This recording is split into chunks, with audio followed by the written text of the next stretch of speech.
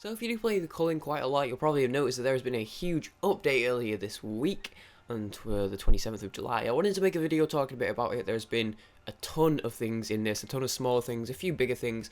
So I wanted to make this video. I'm not going to talk about everything because, like I said, there was a lot. If you want to check out the patch list, you can check it out in the description to find out everything that has been changed for yourself. But I want to talk about the main things in this video, as well as some of the small things which stood out to me. So yeah. So we're just going to jump right into this. So the first thing you'll probably have noticed, and this is probably the biggest thing within this update, or at least in my opinion, is they've actually replaced the Trials mode with this Lightning Round.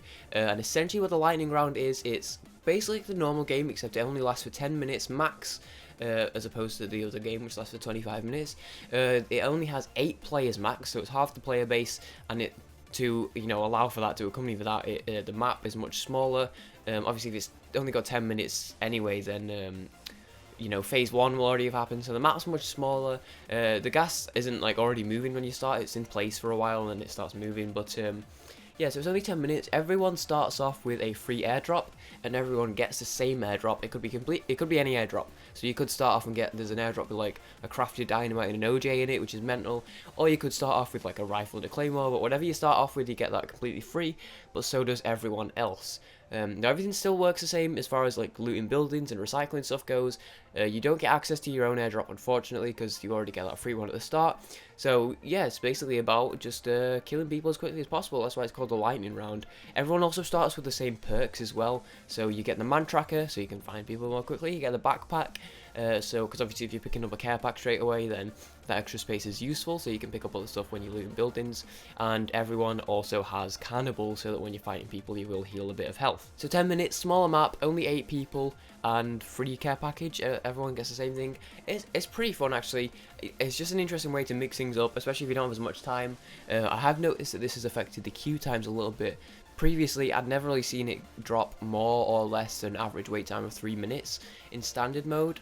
The lightning mode so far has been about 3 minutes so far as well, but the standard mode free-for-all has actually been mostly over 4 minutes for me. In fact, it was actually 5 minutes in the Europe servers, which is why I stick with the US East servers. So yeah, it's messed around with the free-for-all wait times, but we'll see. Hopefully it's just because there's a lot of people playing Lightning at the moment. Hopefully that balances out a bit more as time goes on. One more thing to mention with Lightning Round, you do get a T actually when you first play. I don't know if it's when you first play or if it's when you first win, because I did win my first game as Lightning Round. But you do get a T, but once you've unlocked that T, there are no rewards for playing Lightning Round. One thing I will say though, which sort of balances this out in my opinion, you do, as I said, you do start with a care package. That actually does unlock. If you start with a care package you haven't got, you will get that. So I actually unlocked like 5 new care packages in about an hour and a half last night. So yeah, if you want to unlock more care packages, or if you don't have them all or whatever, Lightning Round is actually a great way to start, because you literally just spawn in and then instantly you have a chance of getting a new care packages, which you'll then unlock. So yeah, it is great for that if you want to get more care packages, even though you don't actually get rewards. So as far as what I've been labelled as the sort of bigger updates, alongside Lightning Round, there's actually a new airdrop called the Hawk's Eye airdrop. Cost 175 func, and in that you get a compound boat, a smoke grenade, and a gas grenade. It's pretty good. I mean, the compound bow, if you're really good with bows, then that's probably a good one for you, because 175 for that guaranteed compound bow is pretty good, and then obviously the smoke grenade and the gas grenade are pretty useful as well as sort of side things. I think that's pretty reasonable, 175 for that. Yeah, I did unlock that one like pretty early on just through playing Lightning Round. So as far as balance and gameplay goes, the main things they seem to talk about is the stun gun has been changed. It now only can be used once, and before you actually use it, you have to charge it up before you can hit them. And it won't go off unless it hits the contestant directly. And that is much harder to do now because the range has been reduced and you can drop it. So basically the stun gun has been fucked quite hard. I've used it a couple times since then. I mean, honestly, it's not a huge deal. I think it's fair that it works. You can't recharge it, you only get one charge, so you got to use it wisely. But yeah, again, and you got to charge it up. It does the same effect, it's just a lot harder to use now. Yeah, I've dropped it a couple of times and using it. It just seems to be quite easy to disarm, to drop. Honestly, for the most part, it doesn't seem that harder to actually use. The charge, as long as you know that you've got to charge it and you're ready to do that when you're in a combat situation and you prepare for that, then it's not that much harder to use. Like I said, the range is dropped, but yeah, I don't know, mostly it seems okay for me. So for guns and firearms, this is a big one for me, because as you guys know, I do tend to run with firearm based care packages. These have actually been changed quite drastically, enough that I'm actually not using that anymore. I'm actually using the imp care pack now, or airdrop now I should say. So they've actually changed it. The headshot bonus, and this is probably the small thing, has actually been changed to, if you hit someone in the head, you only get a 50% damage bonus, as opposed to what previously was a 100% damage bonus. But the main things for me is that the airdrops with guns in are all 75 more func, which is insane. So if you look at like SWAT or 5.0, those are both 300 func now. If you look at Sniper, that's actually 325. Yeah, 325 func, so that's really expensive now. So I think that's a big deal. A lot of people are complaining about it, but there's also a good amount of people saying that that's reasonable. I don't think it's that fair, because the thing is, if you want to get that much func, you've got to go all out. You've got to, at that point, decide, do I want to go for my airdrop, or do I want to go for loot? And if you do go for loot, you've got to recycle everything, and you're going to be way less likely to survive long enough to get your airdrop if you don't have loot, because you're going to have to have recycled it also. You basically, your choices are, if you want a firearm airdrop, you've got to go fucking balls deep for it. I mean, that could be different as the meta evolves, but from what I've been playing so far, when I've been playing with gun-based airdrops or something, getting used to this, it's been very difficult, because already 225 isn't an insignificant amount to get. To get the airdrop, to reload the weapon, and to have a decent melee weapon as well, that was really difficult to get that func, so adding in that extra func, it just makes it a step harder on something that was already quite difficult to do, especially since the guns, if you use them well, can kick ass, right, especially the SMG, but they're not the easiest thing in the world to use. They are kind of difficult, especially if the enemy dodges effectively. They are pretty difficult to use. And then on top of that, the maximum ammunition is now 1 magazine. So in the SMG, you can only have 20 bullets. In the rifle, you can have 4. In the revolver, you can have 6. You can't have like 2 rounds now, 2 magazines even, I should say. Which again, I feel like if they're going to increase the func, because at the end of the day, it costs 100 to get more ammo, right? And if they've just added 75 to even get a gun in the first place in an airdrop, you're now adding 175 to get that sort of final build, to get that build where you're happy with the gun and with ammo, not to mention the fact that you're going to have to figure out how to get a weapon from somewhere as well without any goddamn func. But yeah, 175, that's a big thing to me. The alarm gun only can carry 1 ammo now, and it costs 10 to reload it, and you also need a barrel to reload it. However, it does do 10 damage, so I don't know, whatever. The duration of it as well is only 60 seconds now, which I think is awesome, because when you get hit with that shit, it's annoying as fuck. I'm happy it does damage, honestly, because I sort of liked it the way it was, but mostly that's just recycle fodder, right?